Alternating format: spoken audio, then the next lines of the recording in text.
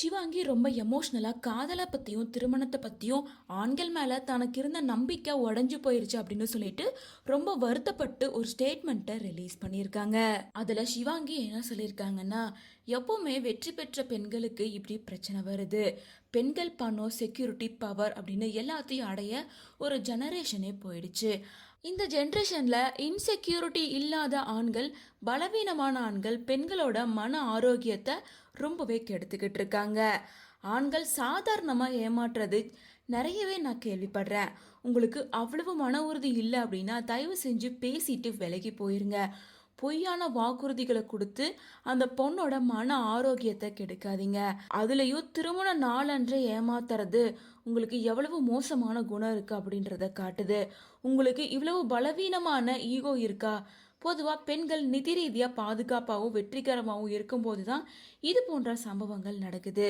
இந்த ஒரே சம்பவத்தால் அந்த பெண் இத்தனை வருஷமாக கட்டி எடுத்து வச்ச நம்பிக்கையை நீங்கள் கெடுக்கிறீங்க.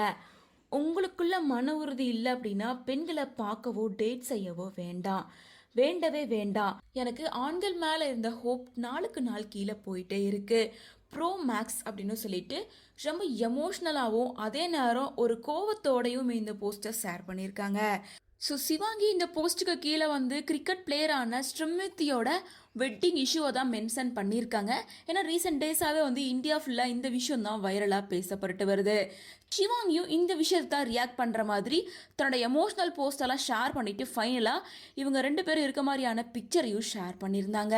இதை பார்த்த ரசிகர்கள் பலருமே சிவாங்கி இவ்வளோ எமோஷ்னலாக சொல்கிறத பார்க்கும்போது பர்சனலாக அவங்க லைஃப்பில் நடந்த விஷயம் ஏதோ ஒரு பாதிப்பை அவங்களுக்கு ஏற்படுத்தியிருக்கு. ஸோ அதனால் தான் லைஃப்பில் நடந்த ஒரு விஷயத்த இந்த இன்சிடென்ட்டோட கனெக்ட் பண்ணி பேசியிருக்காங்க.